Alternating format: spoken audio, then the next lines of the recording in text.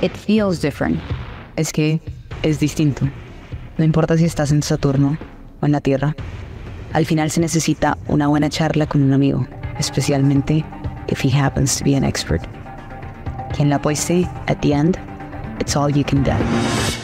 Buenas, buenas. Hoy tenemos un invitado muy deseado en mi mundo. O sea, como que alguna vez yo me imaginé conocer a un Lucas, pero no sabía qué tan rápido lo iba a conocer. Como ahorita estamos haciendo introducciones por ChatGPT, le dije a Lucas que lo hiciera y esto fue lo que nos dijo. Hoy tenemos un invitado de lujo, abogado, financiero, estratega de ESG y probablemente la única persona que puede negociar una cláusula compleja mientras toma un café. Con más de 17 años de experiencia lidiando con reguladores, bancos de inversión, gestores de activos, utilities en Latinoamérica, Lucas no solo entiende las reglas del juego, muchas veces las escribió. Wow, tengo muchas preguntas. Tiene un LLM, que no es un Large Language Model, sino, ¿cómo se le dice LLM? Máster en leyes. Máster de leyes. Un MBA y una carrera que mezcla derecho, finanzas y estrategia con la precisión de un reloj suizo y la flexibilidad de un funambulista del compliance. ¿Qué significa funambulista? Y aunque podría estar hablando de algún foro internacional sobre taxonomía verde o emisiones estructuradas, hoy está acá con nosotros bajando a tierra uno de los temas más densos, pero más relevantes del momento, la deuda privada. Lucas logra todo esto mientras mantiene una vida personal en modo malabarista, entre viajes, reuniones de alto voltaje y probablemente con una playlist de jazz, bossa nova o algún tema instrumental que lo acompaña mientras revisa contratos con más páginas que una novela de García Márquez. Prepárense, porque hoy no solo vamos a hablar de sostenibilidad y finanzas, vamos a entender cómo funciona la deuda privada de verdad, sin humo, sin vueltas y con una dosis justa de humor jurídico y financiero. Como Luquis viene de Sura, cualquier cosa obviamente que se hable acá hay que hacer el disclaimer que no es una representación de Sura ni una llamado a inversión, simplemente son opiniones personales de Luquis. Luquis, bienvenida al podcast, gracias por aceptar la invitación en tu ciudad, porque además estamos acá en Medellín. Bueno, hola, Vale, qué bueno, primero que todo estar acá contigo. Yo creo que desde que hablamos la primera vez tuvimos muy buena empatía, pero hay un tema lo relacionado con tu madre y mi madre, que también había fallecido, pues víctima de temas de violencia y barbaridad hace muchos años, que creo que ha sido un hilo conductor en mi vida. Pues no sé, hubo empatía inmediatamente. Y es algo también como de lo que quisiera hablar como con la gente con la que uno trabaja, ¿cierto? Porque hay mucho conocimiento en el mercado, pero la empatía y la confianza con la gente que uno trabaja es muy importante. Lo digo desde los abogados con los que trabajamos y también en el caso de Vas. ¿Hace cuánto pasó eso, lo de tu mamá?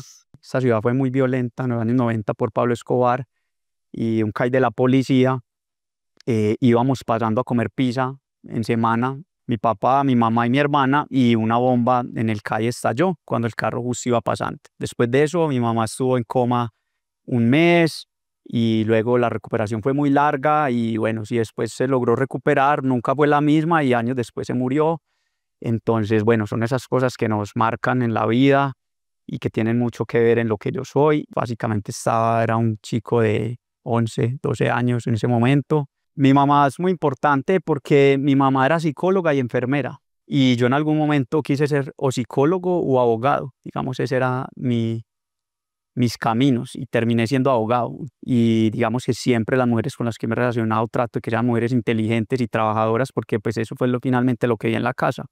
Entonces es una mujer muy berraca, como decimos aquí en Antioquia, a la que admiro mucho. En diciembre hice como un Basecamp en Perú, entonces estuvimos con todo el equipo allá y fue increíble. Estaba tratando de explicar quién era Valen y era imposible hacerlo sin pensar en mi mamá. Como que siento que por más que ya no esté en esta vida física como nosotros la conocemos, como que siempre va a vivir, primero que en la mente de un quinto de Colombia, va a vivir en mi mente, en la mente de mis hermanos, en la mente de toda la gente, como que siempre están presentes porque están en nosotros. Sí, imagínate que mi padre murió el domingo pasado y recibo muchos mensajes de la gente y es básicamente que ya no está en este mundo material, pero está dentro de nosotros. Pues yo crecí como en un ambiente como de negocios, mi papá es ingeniero industrial, hizo un MBA en Harvard y siempre me habló como esa experiencia que vivió con mi mamá en Boston, viviendo juntos y estudiando pues como en un Ivy League University. Entonces para mí eso siempre fue un referente.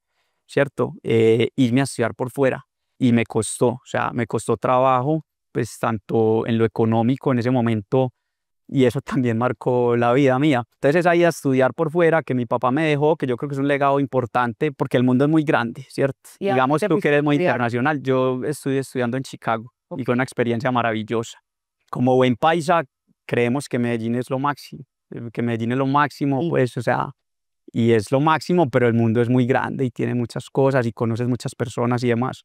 Creo que Cali fue como un bubble, como que mi mamá para arriba y para abajo todo era patinaje. Entonces patinaje, patinaje, patinaje, patinaje. Y yo me voy a vivir a Estados Unidos en el 2012 y ahí como que ¡puf! Se me estalla la burbuja. Entonces ahí comenzó a hablar de política, comenzó como a expandirme muchísimo más. ¿Cuál era tu burbuja acá en Medellín? Y luego, ¿cuál era que se convirtió Chicago para vos? Muchos de los antioqueños, los que queremos mucho esta ciudad, pensamos que Medellín, el mundo empieza y termina en Medellín, ¿cierto? Y haberme ido a estudiar a Chicago sí me abrió el mundo como de yo puedo vivir en otra parte que no sea Medellín, ¿cierto? Finalmente yo soy abogado, el abogado de quedarse en Colombia, pero cuando haces un LLM ves que puedes estudiar y trabajar en otras partes del mundo. Cuando te fuiste a Chicago, comenzaste a ver todo el LLM. ¿Recordás alguna clase que te sorprendió, que te dijiste, uff, quiero estudiar más de esto, quiero conocer más de esto? Tuve un profesor de Private Equity que tenía una clase y de hecho me pasó unos documentos sobre los inicios de la industria de Private Equity. Pues él me comentó que él había trabajado con los abogados que asesoraron a KKR, que es uno de los inicios del Private Equity, ¿cierto? Era de una firma en Nueva York en ese momento que había asesorado a KKR en la compra apalancada de Nabisco y bueno, todo lo que eso conlleva. Me leí el libro de Barbarians at the Gate. Qué cosa tan ridícula, o sea, Me encantó ese libro, o sea, entonces pues lo tengo muy referente sí, en ese libro y estaba, digamos, chequeando notas de los inicios de deuda privada y si bien eso fue una compra apalancada, KKR pues era un fondo de equity, pues ahí ya se empiezan a ver tal vez los inicios de los fondos para lo que luego sería la deuda privada, ¿cierto? Ahí pues más bien hubo unos junk bonds, en esa época se inventan los junk bonds, Milken, y luego sí en los 90 a través de una crisis financiera sale pues como los primeros fondos de deuda privada, pero todo en el ecosistema yo diría que de private equity, ¿cierto? en los 90 fue lo del Savings and Loans. En los 90 fue después de la crisis financiera y salen los bancos tenían muchas restricciones y empiezan a salir pues unos managers internacionales o Ares a hacer estos primeros fondos de private debt. La verdad yo diría que igual el private debt como tal ha existido hace mucho tiempo. No sé si luego vamos a hablar del private debt en Colombia, pero ¿quién no ha prestado plata, cierto? Yo diría que eso podría ser private debt, ¿cierto? Que se embaraza y el que presta plata no le pagan. Entonces, prestar plata es complicado, ¿cierto? Y todo el mundo lo hace en la calle, pero hacerlo de una manera institucional y hacerlo para terceros implica muchos retos, mucha transparencia y tener mucha disciplina. ¿Te quedaste en Chicago trabajando o te regresaste a Colombia? Yo hice el LLM ya estando mayor, me casé muy joven y ya tenía hijos, entonces lo hice mayor, volví, pues en algún momento me ofrecieron como lo que la gente hace, que es quedarse trabajando en una firma en Nueva York un rato. ¿Tus hijos se quedaron acá? Mis hijos se quedaron acá, ya tenía mis dos primeros hijos. Ok. Entonces fui, estudié, me volví, no hice pues esa pasantía en una firma de Nueva York que hubiera querido hacer, pero sí he tenido, digamos, experiencia de trabajar con firmas de Nueva York y te digo que desde el punto de vista legal son de muy alto nivel. El derecho en Estados Unidos es como más que todo una carrera complementaria, distinto a Colombia, donde en derecho dura 5 años, en Estados Unidos dura 2 años, creo que el JD. Entonces tú encuentras abogados que son ingenieros, administradores. Entonces, la verdad que los abogados son muy versátiles allá, ¿cierto? Aquí de pronto el abogado siempre es el que no quiso ver los números, no quiso saber de finanzas o no quiso saber otra cosa y quiere simplemente estudiar leyes y echar cuento. Entonces, regresé y bueno, en ese momento entré a Sura luego del LLM y bueno, aquí estamos. Pues ha sido un trasegar bonito, pues la verdad he tenido varios roles que me complementan muy bien para lo que estoy haciendo hoy. Vení, antes de entrar a hablar a Sura y antes de hablar en deuda privada, dijiste que habías estado en banca de inversión y estuviste en la parte de legal de derivados. ¿Lo de derivados lo hiciste dentro de banca de inversión de Bancolombia? Yo en derivados empecé trabajando con la mesa de dinero del banco, fue mi primer puesto, la verdad. una cosa muy sencilla, pero muy básica, y es que el banco ofrecía coberturas, más que todas las empresas exportadoras, coberturas peso-dólar, pero hay un tema con los derivados. Un derivado que no se administra bien o que no se estructura bien tiene unos riesgos muy grandes para las compañías, porque el mark to market puede variar demasiado de un día para otro y poner en riesgo la estabilidad financiera de una compañía. Entonces, básicamente lo que yo hacía era verificar en los estatutos sociales que el representante legal pudiera comprometer a la compañía para hacer un derivado financiero, incluso un derivado financiero de cobertura, ni siquiera un derivado de especulación. Pero, o sea, en los estatutos tenés que poner que el representante legal puede tomar ese tipo de riesgo. Decisiones, exacto. Porque si la empresa no lo tiene, y legalmente el representante legal toma esa decisión y la operación va mal, podría la empresa o los accionistas decir que no son responsables por esa operación porque el representante legal no tenía esas facultades. Entonces, era algo muy básico, pero ahí te empieza a dar como una idea de lo riesgoso que pueden ser los derivados que no se estructuran bien. Yo tuve la oportunidad de trabajar en uno de los fondos de pensiones más grandes de este país, y ahí trabajé mucho con derivados. Ahí trabajé pues como liderando el punto de vista legal la contratación de los primeros ISDAs, que son los contratos marcos derivados con los bancos internacionales. ¿Cierto? Tienes que pensar que un fondo de pensión en Colombia tiene muchísima plata y aquí llegan los bancos, todos los bancos de Nueva York a ofrecer sus productos. Entonces empezamos a hacer los primeros contratos marcos derivados para los fondos de pensiones y bueno. Me encanta el tema de derivados. Justo acabo de tener un invitado donde uno, por no tener una buena estrategia de derivados, se comienza a descalzar porque pues la línea de crédito es a 3 años y el mark to market te lo pintan diario, entonces ojo con la liquidez. Pero dos, hay un problema grande que como es fintech, los bancos no necesariamente le van a dar líneas de crédito para operar derivados. Creo que las estrategias de deuda privada que todavía no se ha desarrollado es cómo se pueden desarrollar líneas de crédito para operar derivados y dentro de estas, digamos, ponerse como first and waterfall dentro de esa cascada de pagos. Uno, ¿por qué crees que no ha sucedido todavía eso? Y dos, ¿y qué crees que tendría que pasar para que eso suceda?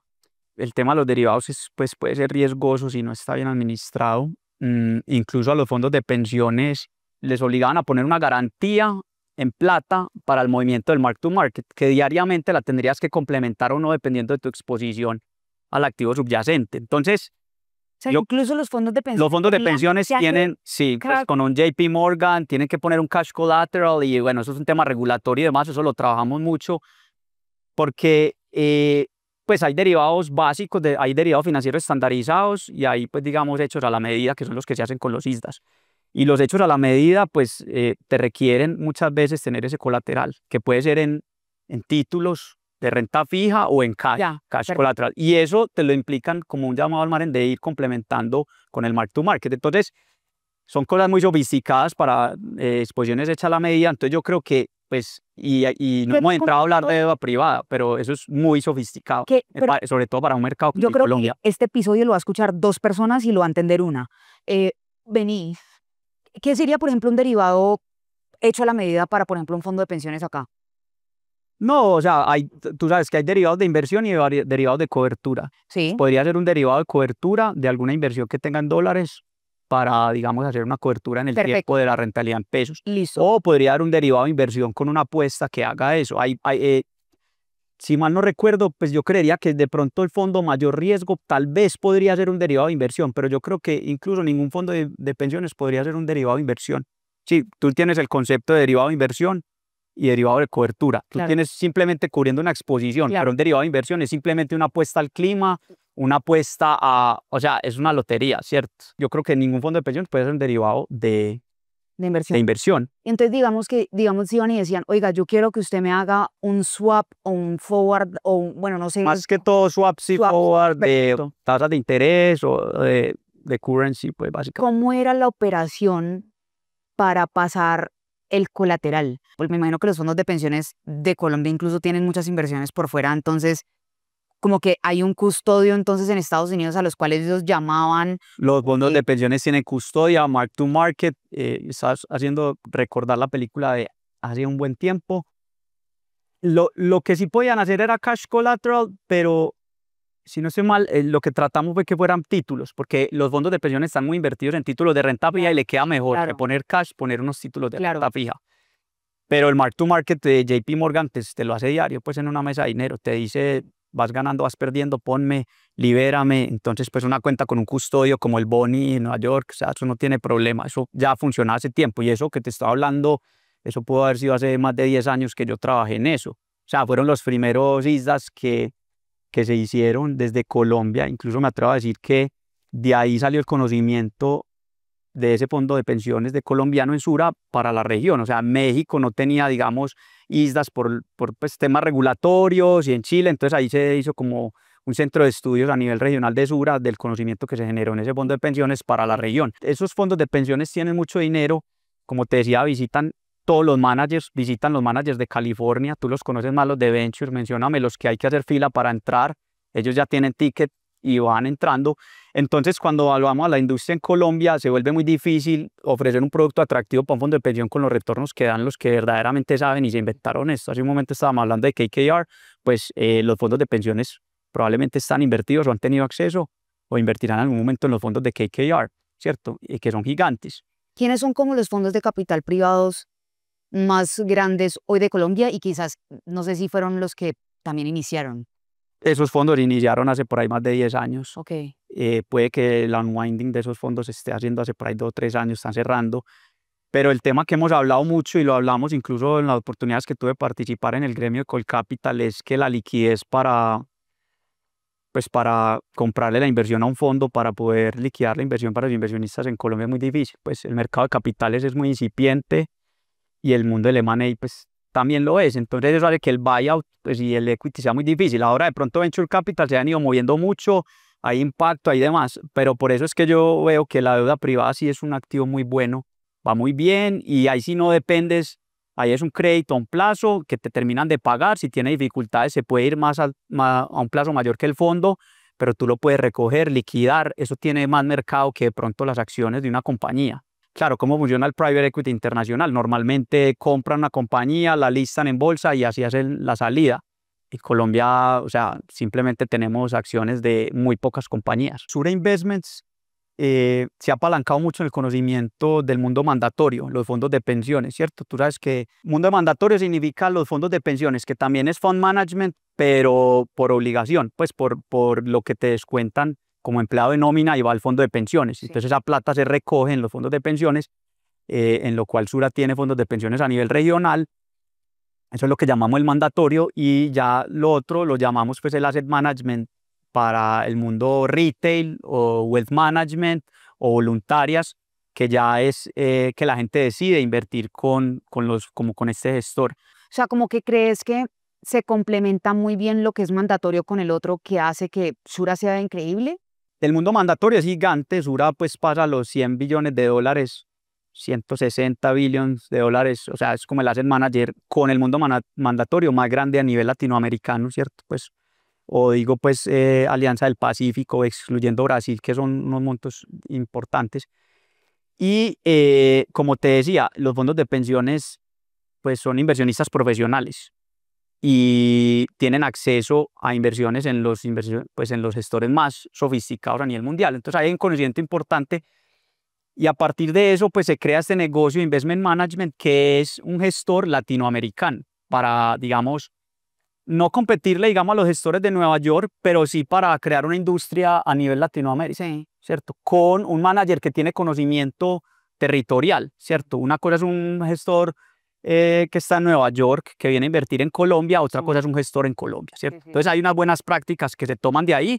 De todas maneras, pues entre las líneas de negocio hay murallas éticas, ya se le dice muralla ética, no china, ¿cierto? No sabía. Bueno, no por todo esto, pero hay una muralla, pero hay un conocimiento que de todas maneras está capturado pues como en el grupo y hace pues que sea muy bueno el trabajo que se está haciendo, ¿cierto? Independientemente ahorita de deuda privada, típicamente, ¿cuánto sería como un minimum ticket size que una persona viene y dice, mira, quiero comenzar a invertir con Wealth Management de Sura? De todas maneras hay que diferenciar que nosotros en deuda privada tenemos, digamos, dos productos. Pues tenemos producto para los canales Wealth Management o Retail, Ya. que son los fondos de inversión colectiva. Esos fondos en deuda privada lo que hacemos es comprar activos de deuda, se compran activos de deuda porque esos fondos que son administrados, digamos, por sociedades fiduciarias, Sí. en el caso nuestro, esos fondos no prestan plata directamente, pero lo que hacen es que compran activos de deudas. ¿Qué es comprar activos de deudas? Comprar facturas, o de pronto hacer confirming, o comprar pagarés, o comprar carteras de créditos, que es de hecho donde nos conocemos y donde, digamos, el trabajo que hace VAS nos cae como anillo al dedo y donde hemos visto pues un potencial muy grande. Entonces, en el canal retail yo creo que el monto mínimo puede estar entre los 20, 30 millones de pesos, ¿cierto? Ya depende del canal y demás para esos fondos que tenemos. Ahí ya somos un actor súper relevante y creo que lo estamos haciendo muy bien. Y en el mundo de direct lending, que vamos bajo la figura legal de fondo de capital privado, ahí hacemos créditos directos, pues el fondo de capital privado nuestro, de deuda privada, tiene un tamaño cercano al $500 millones y ya estaríamos para el segundo vintage. Y ahí sí invierten esas aseguradoras, multilaterales y fondos de pensiones, ahí los tickets son de más de 50.000 millones de pesos. Entonces tenemos ambos mundos, o sea, estamos en ambos mundos, o sea que yo creo que la industria va bien y cuando te decía que pues prestar plata existe hace rato, pues Sí. estos fondos que compran libranzas, por ejemplo, para darte un ejemplo de carteras, existen hace tiempo. Solo que estuvieron muy satanizados con lo que pasó hace algunos años con las libranzas, se duplicaban títulos, pues pagarés, y yo creo que es muy pertinente que estemos acá porque ahí es donde entran ustedes en VAS. O sea, de eso sabes tú más que yo, o sea, eso, la tecnología de identificar y tener la información de cada activo que se compra, que en ese caso son unos volúmenes muy grandes, pues es la que ustedes tienen y nos han venido a aportar. Mucha gente no sabe qué es deuda estructurada. Luego también cómo haces para diferenciarlo de private debt, pero luego pero espérate, los bancos también pueden hacer private debt. Espérate que los asset managers también, pero entonces son chiquitos, pues porque apenas están unos apenas arrancando, pero espérate que ya factoring es gigantesco, pero libranzas también es gigantesco, pero el direct lending de los bancos, o sea, ¿cómo vos conceptualizás y cómo, digamos, en Colombia se conceptualiza, digamos, como las distintas formas de lo que significa eso? Y cómo vos conceptualizás ahorita, digamos, como el TAM de la oportunidad de lo que existe en términos de todo lo que vos y yo hacemos. Wow, pues yo creo que el mercado apenas de deuda privada está empezando. ¿Cómo definís deuda privada? Es todo lo que es distinto a lo que es un banco tradicional, pues al crédito que presta un banco tradicional, ¿cierto? Porque cuando vemos nuestro fondo de direct lending, pues nosotros no lo hacemos a través de un banco, ¿cierto? ¿Qué diferencia con el banco? Pues, y es un tema relevante que tiene injerencia en la deuda privada, es la captación y la nueva regulación que tiene un banco. Entonces un banco capta a través de CDTs y por eso es regulado, entonces puede hacerlo una captación masiva y luego colocar esos recursos, pero la regulación le exige, digamos, que su fondeo y su operación activa de crédito pues tenga un match. Entonces, deuda privada, tú lo haces a través de un fondo, pero nosotros no captamos así del público, por ejemplo, en el fondo de capital privado, sino que vamos a inversionistas institucionales que pueden ir a un plazo más largo, entonces podemos ofrecer créditos más largos. Pero yo creo que lo que diferencia la deuda privada es simplemente que es prestar plata, en términos sencillos, no siendo banco, ¿cierto? Entonces ahí uno ya se mete, digamos, en el mundo de las fintech, que tú conoces mucho, o las non-banking financial institutions, que hay muchas que les ocurre lo mismo. Prestan plata, pero no se pueden fondear captando recursos del público, ¿cierto? Y eso tiene unos beneficios y también, pues como todo, tiene unos contras, ¿cierto? Y es que el insumo de ellos es la plata, y si no la puedes captar del público a montones, pues tienes que ir a buscar en otra parte. ¿La otra parte dónde vas? La buscas en los bancos o en los fondos como nosotros. Entonces, pues un poco para responderte la pregunta de deuda privada sería, digamos, lo que no hacen los bancos. ¿Cómo veo el potencial de VAS? Es grande y yo ahorita pues repasando VAS, pero VAS más que un agente maestro, un backup servicer, también es algo como de digitalización, no sé, eso lo podrás desarrollar tú más. Porque voy a contarte, digamos, un poco ahorita cómo pienso y cómo explico VAS, y es como nosotros tenemos dos infraestructuras. Una infraestructura es cómo ponemos cualquier activo, o sea, cualquier cosa que mientras tenga, cómo probar que existe, cómo probar que en efecto el ownership, la titularidad le pertenece a solamente un SPV, un acreedor, etcétera. Y el tercero es que podamos ver o controlar los cash flows o ver los cash flows para dar visibilidad de que esté llegando al ultimate owner, al beneficiario real. Entonces, si nosotros logramos estas tres componentes, ¿por qué no hacemos toda una infraestructura, cualquier tipo de activo, ya sea, digamos, factoring? Entonces, listo, vayamos a ver el invoice, vayamos a Radian y vayamos y conciliamos los pagos, pues listo, perfecto, ahorita movámonos a Consumer Lending. Bueno, ¿qué hace? Entonces, listo, desarrollamos toda la infraestructura para activos, ahorita desarrollemos la infraestructura para que se pueda hacer lending o se puede hacer una operación financiera usando estos activos como colateral. Entonces, ahí ya que usas, pues digamos en una línea de crédito que vos venís y estructuras, por un lado puedes tener un criterio de elegibilidad que dice, yo no quiero financiar cosas que sean de esta característica. Entonces, cualquier activo que ya esté verificado por acá, que ahorita luego pase a esta infraestructura de acá, puede que tenga valor 0, valor 1, o valor como un advance rate o un aforo y todos estos mecanismos que además tienen una cascada de pagos y todo. Entonces, como que, y aquí construimos ya, digamos, como el ecosistema de borrower, lender, fiduciaria o proveedor de capital, el que recibe el capital más fiduciaria, pero ya es mucho más en el cómo el activo se usa. Entonces, como que separándolos dentro de estas dos infraestructuras, yo no separo private lending por el hecho de que para mí eso también le aplica a un banco. ¿Me entiendes? Porque si el banco puede hacer factoring, puede usar la infraestructura desde acá, como puede usar la infraestructura desde acá. Entonces ahí es donde me ha costado un poco esa conversación con, creo que, distintos, digamos, personas en la industria, donde cómo hago, como que yo no veo private lending, en el futuro yo no veo que private lending happens exclusively por fuera de bancos. ¿Me entiendes? A ver, pues yo te diría que yo creo que VAS le puede prestar servicios tanto a bancos como a fondos de inversión, ¿cierto? Yo creo que un poco lo de private es porque pues, el fondeo del private es private y el fondeo de los bancos es público en la medida que captan vía CDTs y se fondean más público, pero es más que en cuanto a eso. Pero tú le puedes prestar servicios a las fiduciarias que son pues, de los bancos, tú le puedes prestar servicio a un banco, tú le puedes prestar servicios a fondos de inversión.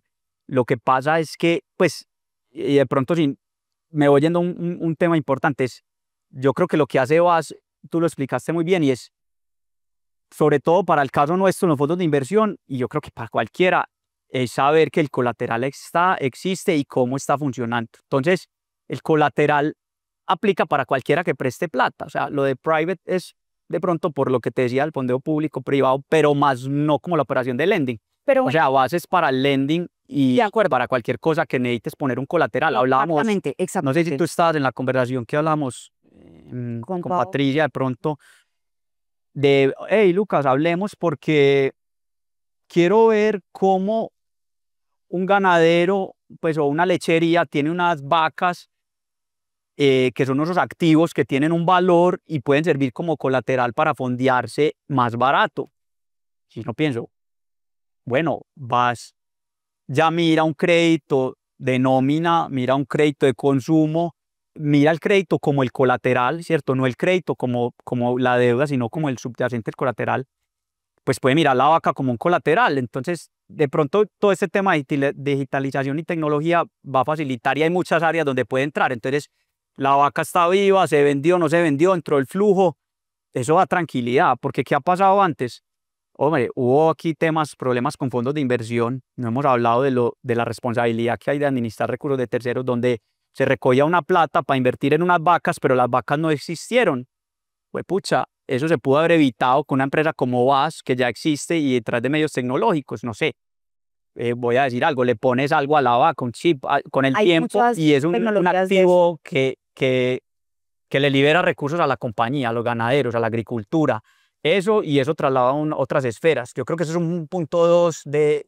Vení, me quiero regresar a una cosita y ya luego hablamos de las vacas, porque eso creo que es una cosa súper importante, pero digamos, quienes compran los CDTs, en muchos casos, ¿no crees que hay un overlap con los que están invirtiendo en el fondo, digamos, de Sura? No, porque el CDT Pues ¿quién para empezar, los CETES pues tienen un retorno, pues una rentabilidad mucho más baja. De acuerdo, de acuerdo. Cierto, riesgo, retorno, empezando porque el CDT pues tiene un seguro de Bogavin, creo que va hasta 50 millones de pesos, está asegurado por el gobierno, pues por todo el tema sistémico que generaría una corrida de banco. Y los fondos de inversión pues tienen unas rentabilidades mayores y van a operaciones más riesgosas, ¿cierto? Ahí pues si quieres hablamos de la parte de administrar recursos de terceros y cómo ve uno gente en la calle que presta plata directamente sin asumir los riesgos, sin ver los riesgos, o ve gestores de inversión que no son regulados o son pues simplemente family offices que estructuran operaciones y prestan plata y recogen plata de la gente en la calle y luego no les pagan. Y hay unos problemas muy grandes, pues porque para eso está la regulación. Pues perdón que yo hable como abogado, pero la regulación está porque la regulación te tiene que decir qué dice el fondo, cuáles son el prospecto, tienes que describir los riesgos. Yo soy, digamos, muy meticuloso como, hey, los riesgos, están los riesgos, porque cuando hay un problema y el riesgo está descrito, pues yo te lo dije, inversionista, que puede pasar, por eso estás recibiendo una rentabilidad tan buena, ¿cierto? Cuando tú recoges plata en la calle y le dices a alguien, ve, es para esto y es muy seguro y se pierde la plata, después como le das la cara si no entendía bien los riesgos. Eso es básicamente lo que hace la regulación de los fondos.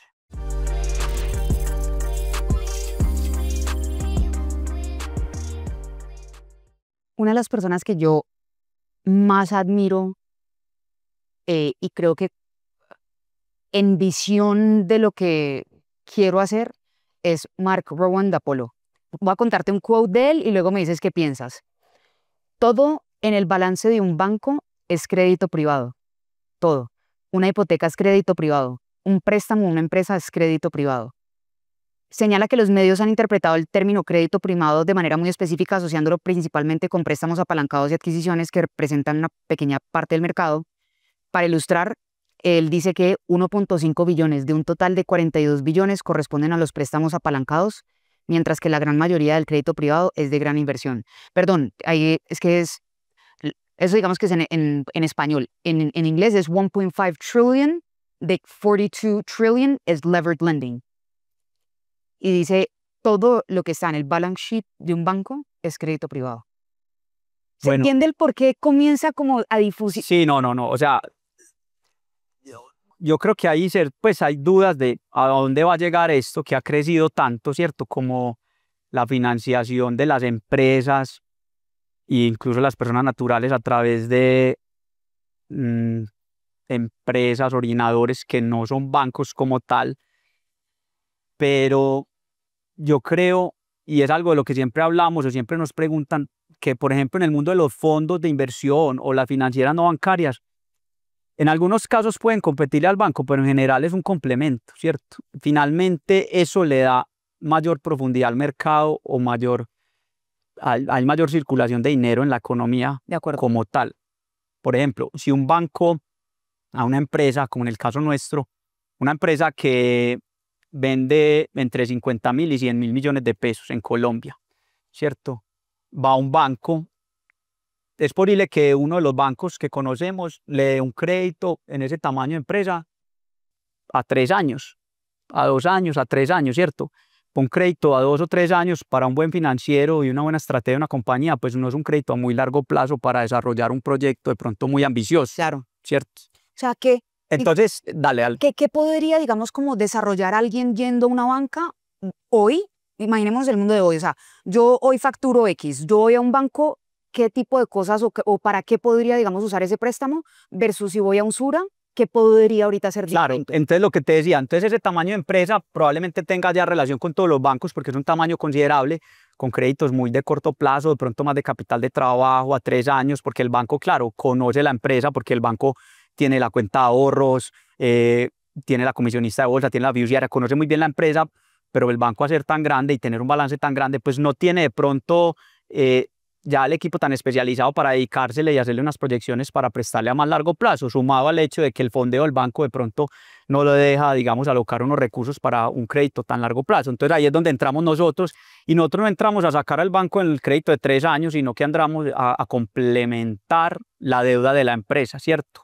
A decirle al financiero, yo te puedo prestar a más largo plazo, de pronto unas tasas mayores, pero complemento con el banco. Entonces yo nunca saco al banco y lo complemento. Entonces, podrías eventualmente decir, ¿sabe qué? Usted en vez de haga el leverage de esos 3 años, haga el leverage conmigo a 7 porque igual te voy a dar más flexibilidad en cierto tipo de inversión. Sí, podría, pero finalmente, O sea, ¿no crees que pase si en tú el eres un corto plazo? financiero, ¿qué quieres tú un financiero? Y se lo digo yo a las empresas cuando hablo con ellos, pues un financiero también tiene que tener diversificación en sus fuentes de fondeos, Ya, porque si Valentina es un banco y Lucas es un banco, y le prestamos a alguien, puede que un día Lucas quiera que le paguen y le devuelvan la plata y Valentina no, ¿cierto? Eso es estar diversificado. Ya. Si la empresa solo está con Lucas y Lucas quiere que le paguen, la mete en problemas. Entonces, al cliente le sirve estar tanto con el crédito de 3 años como de 7 años, y eso ya va pues por un tema teórico que lo recuerdo que lo hacíamos en banco de inversión, y era analizarle a las empresas la estructura óptima de capital, y es a qué plazo se debe endeudar, cuánto debe ser equity, cuánto debe ser deuda. Eso hay una teoría sobre eso, pero eso casi que en algún punto puede ser arte, porque claro. no sabes hasta cuánto apalancar la compañía, ¿cierto? Son los acreedores los que te van diciendo cuál es tu indicador sano de deuda EBITDA. Eso es casi que todo un arte. Entonces, pues como buen financiero, uno estaría con el banco, y también, ¿por qué no tener un fondo de deuda que te preste plata, que en algún momento te apoye para un proyecto más ambicioso, que el banco no, o que el banco le dio susto y te pidió la plata por algún tema económico, pero puedas estar a más largo plazo? Entonces, pues todo esto para decir que nos complementamos muy bien, ¿cierto? Lo que he visto a nivel mundial y en Estados Unidos estamos viendo es que, por ejemplo, y es un tema que la gente cree que compite, ahorita que hablábamos, tú me mencionabas Adi, Siste Crédito, todas esas empresas que llaman Buy Now, Pay Later, pues los bancos no le están prestando a esas personas que estas empresas le prestan. ¿Por qué? Porque a las personas que estas empresas le prestan tal vez son más riesgosas, y los bancos no pueden poner su balance a prestarle a estas personas tan riesgosas porque tienen otros targets de negocio, ¿cierto? Pues no me voy a meter mucho en lo que es ser banco, pero lo que te quiero decir es que normalmente en la economía hay espacio para todos, diría yo, y con el tiempo se van ajustando. Yo no puedo decir que un banco no va a estar. La tradición de los bancos es muy larga, hay una regulación desarrollada hace mucho tiempo, y por algo tiene el regulador encima. Lo veíamos ahora por la transparencia que hay, que da un banco, mientras que todas estas estructuras financieras no bancarias, en teoría, pues en teoría no, en realidad no tienen, digamos en Colombia, la superfinanciera pidiéndoles información. Entonces ahí puede estar pasando lo que sea. Quienes los organizan y los disciplinan son los acreedores. ¿Vos crees que en algún momento eso va a cambiar a medida que este mercado, o sea, ya digamos que sabe que en vez de ir a comprar un CDT,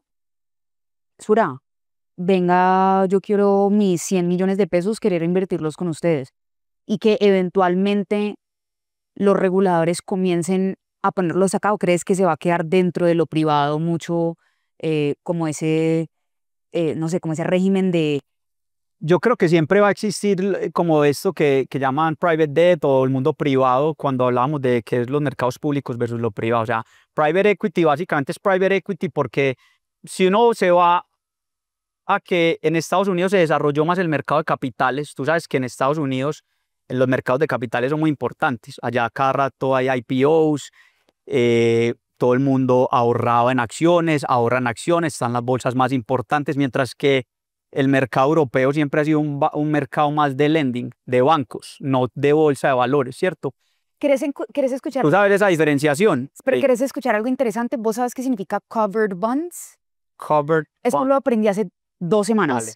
Resulta que por regulación en Estados Unidos, los bancos no pueden salir a securitizar algo y quedarse con ellos, con ese activo en el balance. En Europa sí. En Europa vos puedes ir a decir, vea, todo este portfolio de mortgages, etcétera, lo voy y lo, como que puedo ir a securitizarlo, por decirlo de cierta manera. No es securitization, pero puedo ir a generar un bono con mis activos en el balance. Y el otro día estaba viendo como un interesting fact. Son $2 trillones lo que está en covered bonds en Europa. Bueno, yo creo que ahí tocas el punto a lo que vamos. O sea, los bancos en Europa han venido con una regulación un poco distinta a lo que tenían en Estados Unidos, que ha sido un mercado financiero muy enfocado en los mercados públicos, en las emisiones. Sí. Tú me preguntabas que cuando fui a estudiar, digamos, la maestría a Estados Unidos, pues que me impresionaba. la regulación de securities en Estados Unidos es muy fuerte. O sea, casi que, y todo empieza de una norma donde dice qué es securitization o no, qué es una emisión pública para proteger al público, porque el ahorro del público está en acciones, ¿cierto? Mientras que los mercados de capitales en Europa, pues originariamente no eran tan grandes, ¿cierto? Entonces, estaba esos dos mercados y luego empieza el private funds, pues private debt y private equity, que son en los 80s con estos fondos que recogen la plata sin tanta información porque son inversionistas más profesionales que saben dónde están metiendo su plata. Uno protege el público en general, el ama de casa, el empleado que ahorra en acciones y que tiene, digamos, la SEC o la superfinanciera vigilando qué pasa con su ahorro, mientras que el otro son inversionistas un poco más sofisticados. Entonces, tú me decías, plata en un CDT o plata acá. No, son productos que existen para, digamos, para todos los gustos y los sabores, ¿cierto? Entonces yo creo que, como vemos hoy en día, la tecnología, la digitalización, lo que ustedes hacen, eso facilita mucho las financieras no bancarias. Hay muchas. A nosotros semanalmente se presenta alguna financiera no bancaria, porque ustedes saben más que yo, y con la gente que sabe tecnología, pues que un programa puedes montar para administrar unos créditos, para administrar cualquier cosa. Eso antes no se podía. ¿Y cuál es el insumo de ellos? Que de pronto lo hablábamos antes, la plata, y ellos necesitan fondeo. Entonces, ahorita que veíamos, ya en Estados Unidos una porción muy grande de los bancos están fondeando estas empresas, como nosotros también las fondeamos en Estados Unidos. La plata que los bancos están metiendo en estas empresas es bastante grande, ¿cierto? ¿Para dónde vamos? Pues no sé, o sea, en las revistas uno ve que el shadow banking, pero yo creo que finalmente que es un complemento. Igual los mercados se corrigen cada cierto tiempo y sale regulación y hay problemas. La idea es no estar en los problemas y hacer las cosas bien. Sí. Entra Sura, comienza con esta estrategia. ¿Hace cuánto comienzan? ¿Quién realmente fue quien lo empujó? O sea, ¿quién fue el visionario? ¿Cómo comenzaron? ¿Ustedes a quién le prestan hoy? ¿Cómo prestan? Mira que hay una historia bonita, pues como te decía, la compra de carteras de libranza y los productos de crédito, pues eso viene existiendo hace algún tiempo. Hubo unos problemas con unos fondos de libranza hace un tiempo, pero ya se superó. Con empresas con ustedes, digamos, como que trabajamos para mantener la transparencia de las carteras que compramos. Lo hablábamos de los flujos, de que el crédito existe. Con tecnología podemos hacer un barrido del pagaré y saber que está bien diligenciado, ¿cierto? Eso se llama, bueno, tú sabes cómo se llama lo que lee las letras y lo codifica. De eso ha existido siempre. Ya los fondos de direct lending como el nuestro, y ya hay un par más, yo creo que el de Sura fue, digamos, el primero, sí. Empezó post pandemia. Si tú ves el private debt, empieza con crisis de los mercados donde los bancos amarran un poco más la plata por el riesgo, y aquí nosotros... 2008 sucedió en Estados Unidos. Exacto. Ahí los fondos de deuda privada pues tienen mayor flexibilidad que un banco, ¿cierto? Porque el regulador está, digamos, poniendo ciertas restricciones, ya sea en tasas de interés de financiación al banco o en regulación, mientras que los fondos privados tienen más libertad de prestar y aprovechar oportunidades. Entonces aquí, digamos, nosotros empezamos en el 2020, post pandemia, con la reactivación, digamos, económica. Ahí ya estaba Sura. Ahí ya estaba Sura, ahí empezó el fondo con el equipo. No, pero contame el chisme, o sea, ¿qué sucedió? ¿Quién lo hizo? ¿Por qué? ¿Luego quién te llamó? Pues, ¿Cómo hizo la estrategia? Estábamos, pues en su momento había otro CIO que trabajó conmigo y surge la idea con otra persona que trabajó conmigo. Los tres habíamos trabajado en Banca de Inversión Bancolombia. Juan Carlos Botero, hoy que está en el fondo, sí. Es el portafolio manager, que es como encargado de la originación y traer los deals. No hemos hablado de los deals que nos llegan un montón. Sí. Estaba David, que era el CIO, y había montado ya la estrategia de real estate, estaba infraestructura y empezamos a crear private debt. Yo trabajé con ellos en banca de inversión. Yo trabajaba pues como en el área de estructuración, operaciones, como una especie de COO, que es lo que hago hoy, operaciones, que hay como hacer que las cosas pasen. Ese es mi trabajo, hacer que las cosas pasen. Post pandemia, pues hay unos incentivos para reactivar la economía. Y ahí, digamos, surge un poco el fondo como buscándole a eso para prestarle mucho a pymes, ¿cierto? Incluso en ese momento el Fondo Nacional de Garantías saca unas líneas de garantías que llegan hasta el 80%. Un seguro para garantizar un crédito al 80%. Hoy en día esos seguros van al 50%. Pero en ese momento estaban al 80%. ¿Podemos hablar de eso? ¿Cómo diablos hace el FNG para decir, venga, realmente cuál es el riesgo que yo estoy tomando, porque al fin y al cabo esa plata, si algún día sale, va a salir del gobierno, que va a ser nosotros, the taxpayers making it. Tengo, y no conozco tanto de esto, entonces voy a poner ese el asterisco, pero ¿cómo sabemos que no es un AIG 2008, el FNG con todo lo que está haciendo? Y no lo digo que no lo deberían de hacer porque siento que eso dinamiza mucho el mercado, pero como no he hablado nunca con nadie del FNG, no sé cómo lo están haciendo, no sé si vos tenés idea de esto. A ver, yo he hablado un poco con la FNG, no me quiero meter en temas espinosos ni opinar pues siendo muy experto, pero pues el rol de la FNG es básicamente eso, como dinamizar los sectores. De acuerdo. ¿Cierto? Entonces, si bien ellos tienen que buscar ser rentables, pues ellos sí se ven aporreados y uno podría decir como si asumen unas primeras pérdidas tratando de inyectar recursos al mercado. O sea, digamos, hay créditos que se dan y los bancos usan los seguros de la FNG porque está el seguro de la FNG, pero de otra manera no se darían. ¿Sí me hago entender? Sí, Entonces, sí. la FNG es muy importante en eso y hay otros, pues también está el Fondo Garantías de Antioquia tratando de ver cosas así. Pero en temas estadísticos, análisis de riesgo de crédito, pues finalmente de que el seguro y la plata que recolectan pues sirva para asumir esas pérdidas. Pero yo creo que finalmente ellos tratan de que sea rentable, pero a veces es difícil. Pero pues ese es finalmente el rol ya de lo público versus lo privado, ¿cierto? Sí. Te conecto esto un poco también. En estos días, esta semana hablábamos con un fondo de pensiones internacional interesado en acompañarnos los fondos y nos hablaban como de cómo ellos podrían invertir en nuestro fondo y asumir la primera pérdida de que hubiese con la exposición a ciertos deudores. ¿Por qué? Porque es un fondo de impacto, un fondo de filantropía que quiere como ayudar en la sociedad.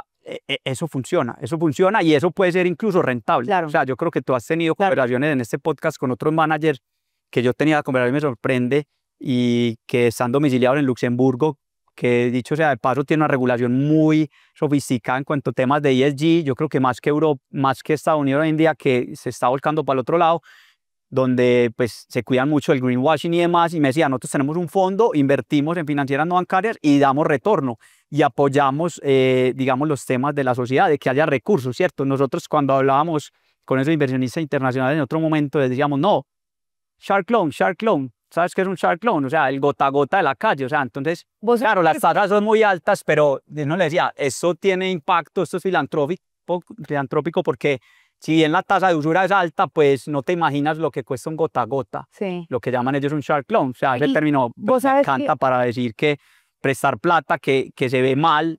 Tú sabes que incluso históricamente pues la religión cristiana no permitía que se prestara plata y por eso los judíos empezaron prestando plata y son banqueros reconocidos y no se podía. Entonces todo el mundo ve como mal cobrar un interés, pero no, cobrar un interés no está mal, es el precio del riesgo, es el costo de oportunidad. Sí. ¿Vos sabes por qué se le llama gota a gota? No. Yo tampoco sabía, o sea, como que... Pero, ¿paga diario? No sé. No, supuestamente porque si no pagas es como sangre, entonces la gota a gota. Pues ayer me dijeron eso, no sé si es verdad, pero me parece... Pero suena bien, o sea, suena muy tenebroso. Sí. O sea, he tenido la oportunidad de hablar, por ejemplo, también con unas originadoras de crédito aquí en Medellín y me decía, no, es que nosotros le prestamos plata al señor que vende aguacates en la esquina, pero le prestamos plata y vamos y le ayudamos a organizar, digamos, su contabilidad, sus finanzas, ver cómo se formaliza, ¿cierto? Pues aquí tocando, nos vamos yendo por las ramas, empezamos a tocar ya el impacto en la sociedad, la filantropía, ¿cierto? Que también es muy interesante.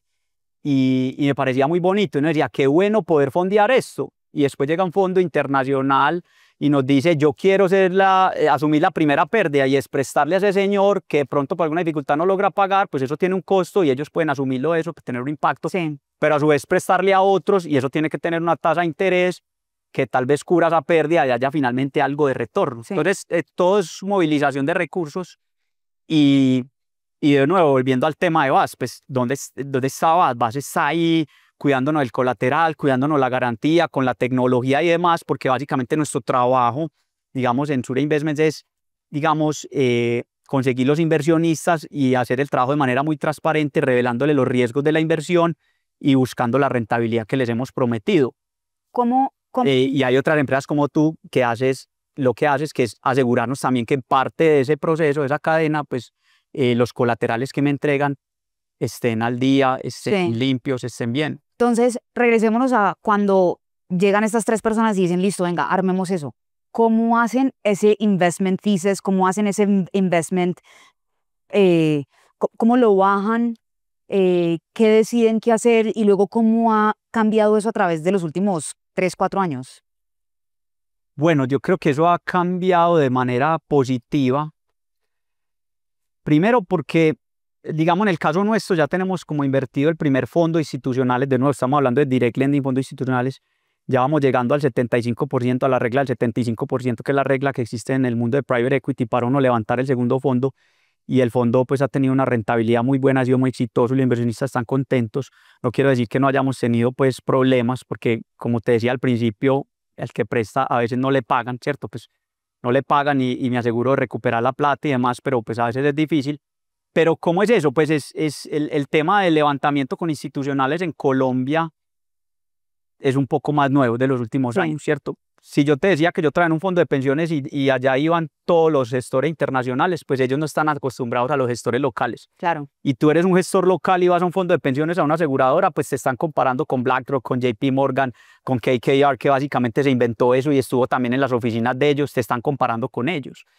Aquí en Colombia, recientemente, digamos unos años, hubo un cambio de regulación donde a los fondos de pensiones, por ejemplo, les exigieron invertir parte de su inversión en fondos de capital privado colombianos. En México también sucede lo mismo. En México sucede lo mismo hace rato y es muy más proteccionista. ¿Y cuánto del fondo de pensiones se tiene que hacer acá, en Colombia? Es como el 3% de Es su AOM, un tercio de México. pero no solo en deuda privada, sino en fondos locales. Sí. Y entonces ellos salieron a buscar los mejores gestores. Eso dinamizó mucho la industria, muchísimo, eso ayudó mucho. Yo creo que está bien. Ahora, es un tema complicado. Son tus pensiones, mis pensiones. Ellos hacen su mejor trabajo de invertirlas bien para que haya un Sí. retorno bueno para poder pagar las pensiones a futuro. Una rama muy loca, pero es cómo cambia ahorita, digamos, como esta nueva reforma pensional en Colombia. Como que yo no soy como no estoy tan metida en el mundo, digamos, de las pensiones, y vos mucho más. ¿Cuáles son los cambios más grandes que, digamos, que están en la regulación y qué crees que vaya a pasar ahí?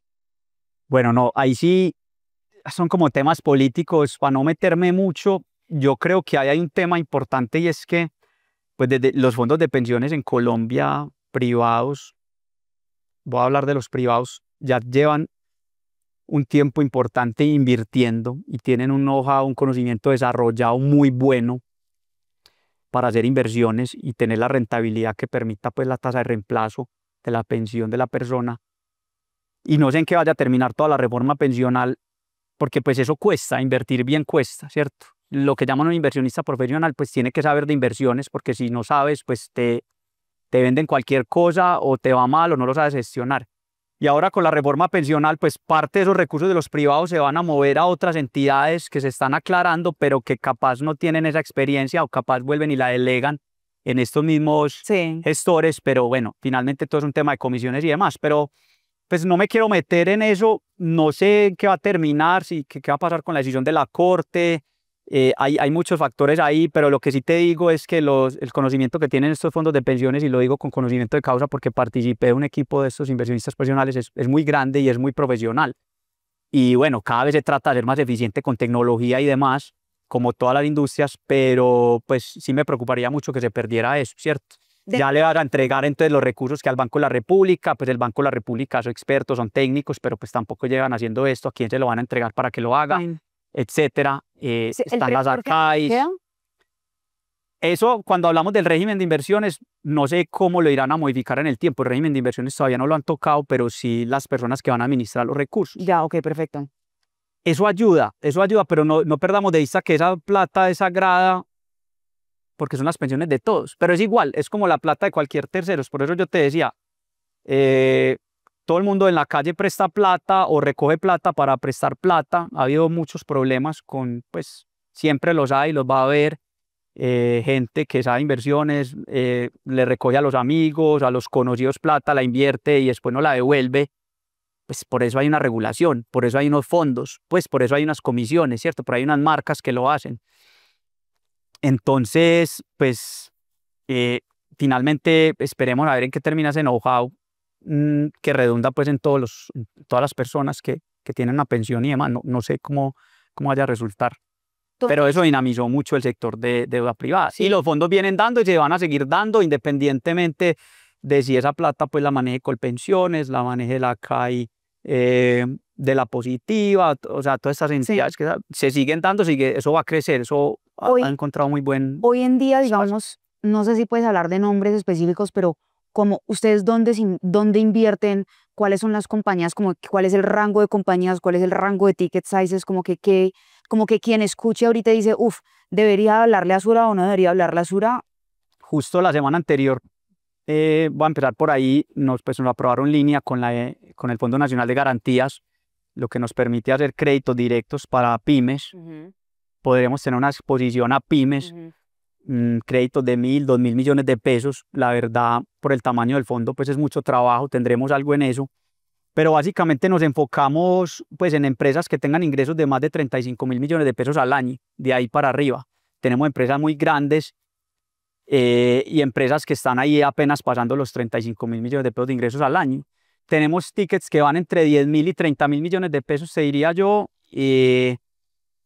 Pero yo te diría que uno se sorprende de la calidad de empresas que tenemos en el portafolio y el tamaño y los sectores. Creo que estamos impactando 13 sectores de la economía. Pues tenemos manufactura, tenemos servicios, tenemos agroindustria, tenemos financieras no bancarias que hemos hablado y tú conoces muy bien por el trabajo que hace VAS con ellas. Ahí estamos y bueno, y todavía pues estamos en una etapa de inversión. Semanalmente nos buscan para hacer inversiones. Tenemos alimentos. ¿Qué nos diferencia? Somos más flexibles al momento de aceptar garantías. Cuando te hablaba ahora de pronto unas vacas que me pongan en garantía, pues no lo he hecho, aspiramos a hacerlo. Te digo, hay algo que hay una tecnología, hace como 1 año, 2 años estaba viendo, un año estaba en Singapur, hay una empresa que se llama InsureCow, que lo que hace es, así como vos tenés como la biometría y tenés, digamos, como la huella, y la huella es como una manera, digamos, de identificarte a vos, esta gente, digamos, lo que ha hecho es desarrollar una tecnología para tomarle, digamos, como una foto a la vaca. El día a la vaca. Y el poder, digamos, entonces no es necesidad la del chip, porque el chip puede ser caro, lo puedes cambiar, puedes hacer muchas cosas, pero como que es la identidad de la vaca y sabes que sí. Entonces hay muchas cosas y hay una empresa que también se llama Silo Real y está haciendo cosas con granos y con bolsas y etcétera, y ellos están tratando de verificar muchas de las cosas que están en el mundo real, como saber si esa bolsa de silo realmente contiene granos o si contiene tierra y entonces la están llenando con algo más y por más que tengas un dron o por más que tengas como satellite image, sí o sí puede que estén faking esta información. Entonces siento que que todos los tipos de activos que existen hoy van a terminar con IoT, información pasando por todo lado, para poder, digamos, hacer préstamos o digamos actividades financieras con algún tipo de colateral o un activo por detrás para eso. Mira, en Antioquia cuando he ido a una finca en suroeste y voy a dar la vuelta a ver las vacas de la finca, pues que es lo que se usa, y tú vas en el potrero, ¿cierto? En el caballo y ves, ve, ¿qué pasó por allá? Y uno se acerca y amanece una vaca muerta, ¿cierto? ¿Cómo tener en tiempo real ese inventario de la vaca muerta, ¿cierto? Y lo vuelvo y retomo lo que pasó antes, unos fondos que invertían en el ganado, en la vaca, en un sector muy informal. Ya no nos metamos en el tema de impuestos, pues que la ganadería además se ha pasado, pero metámonos en que sí te vendieron las vacas de verdad. Entonces, hoy amaneció una vaca muerta, qué bueno en tiempo real saber que la garantía perdió valor. Si eran 100 vacas, ya hay 99 que están cubriendo tu crédito. Claro. Y cómo manejar ese colateral, estilo los derivados financieros que te decía. Sí. Ese mark to market diario, eso se logra con tecnología. Sí. Allá vamos a llegar, ¿cierto? Y los fondos de deuda, distinto a un banco con créditos y tamaños de empresas más pequeñas, podemos llegar a eso. El sector agro en Colombia, que es tan importante, ver cómo se puede ayudar, porque, claro, te prestan con la hipoteca sobre el lote, pero sobre una cosecha, pues, está hablando temas más vanguardistas, ¿cierto? Sobre una cosecha, cómo poder medir una cosecha, cómo, ¿cierto? Sí. No sé, eso lo podrá hacer actores de la industria de deuda privada. Creo que un banco le puede tomar más llegar allá, no va a querer entrar ahí. Eso tiene un costo. Entonces decía, está el banco en el corto plazo, en el largo plazo con garantías. Bueno, muy interesante en todo caso y sobre todo para Colombia, que puede ser una potencia en el agro. Si pudieras cambiar algo, solo una cosa, en cómo se hace la deuda estructurada, ¿qué sería? Yo lo que quisiera es que la industria siga creciendo, que digamos los institucionales, las aseguradoras, los fondos de pensiones, las multilaterales, los fondos internacionales invirtieran en los fondos que hay de deuda privada, en el de nuestro, en el de la competencia, para que el sector siga creciendo y siga encontrando ese nicho que complementa a los bancos. Yo creo que los bancos son muy importantes, o sea, las utilidades de los bancos han sido muy buenas y se han manejado de una manera muy responsable en Colombia. Hay muchos bancos locales que son muy fuertes y está este mundo de deuda privada que sigue ahí complementándote. Como te decía, un crédito de 7 años a 7 años de 30.000 millones de pesos, un banco no se lo va a dar a una empresa como las que yo se lo estoy dando. Sí. Entonces, ¿qué cambiaría? No, yo quisiera que los inversionistas siguieran confiando en estos gestores de inversiones para que la industria siga desarrollando y podamos llegar a lo que te estoy diciendo, a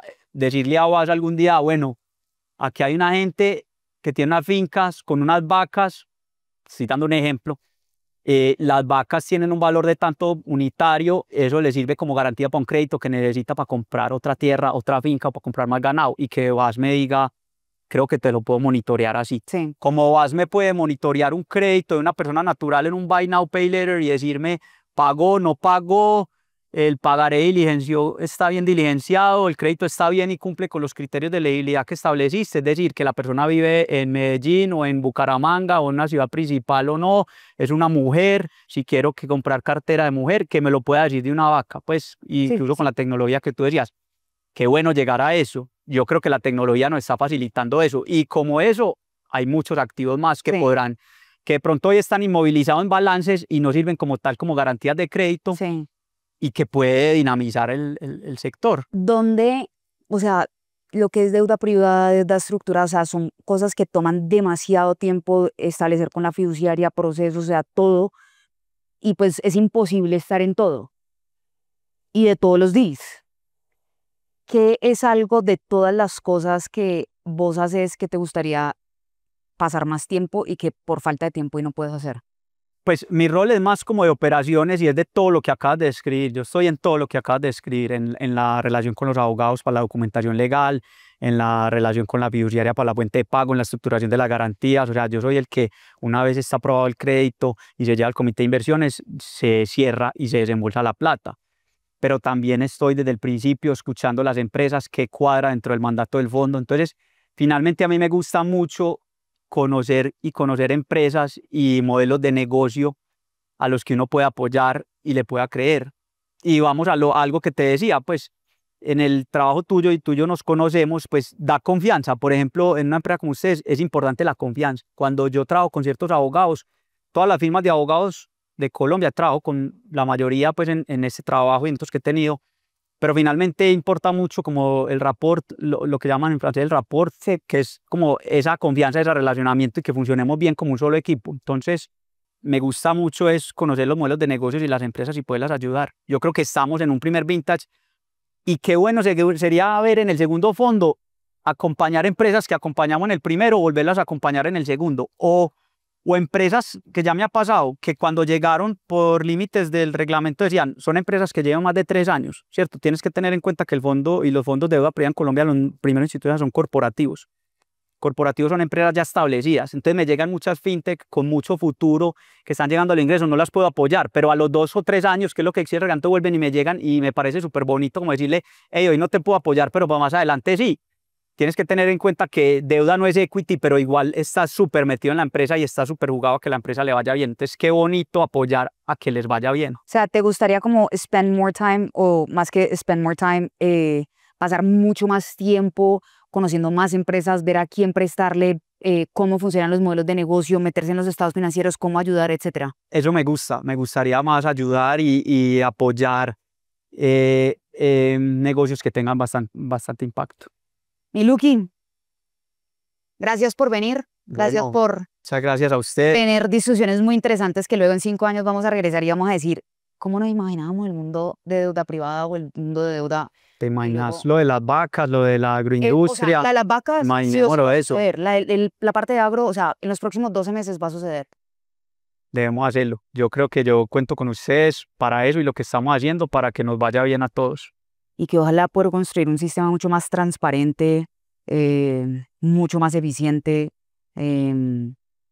Justo ahorita que hablábamos un poco como la regulación y de todo lo que se viene, de que no suceda un 2008, de que no tenga que suceder un 2008 para que la regulación llegue, como que estemos preparados, estemos estemos bien preparados. preparados para afrontarlo. Sí, lo vamos a hacer, hay que hacerlo de manera responsable. De todas maneras, las inversiones tienen riesgos, pero vamos a tratar de hacerlo mejor y con partners como ustedes, seguro sí. Miluki, bienvenido al podcast de All You Can Debt. Gracias por estar en la primera temporada, en este gran sofá, en este gran estudio, y ojalá nos vemos en la próxima temporada para ver qué cosas Bueno, han hecho. Ana, anoche que me invitaste, solo no quería irme sin dejar de decir esto, y es que solo me quedé pensando de una frase que leí hace mucho tiempo y que no tenía tanto sentido y que hoy ya le encuentro mucho sentido, y es que Andy Warhol alguna vez dijo que en el futuro todo el mundo tendrá sus 15 minutos de fama. Yo no soy speaker, no soy de podcast ni nada, pero gracias por la invitación. Aquí he tenido mis 15 minutos de fama, espero que o sea, Andy Warhol tenía una cosa que le falta, y es que van a haber muchos que van a tener mucho más que 15 minutos. You're going to be one of those. espero que así sea. Gracias, vale. Gracias, Miluki.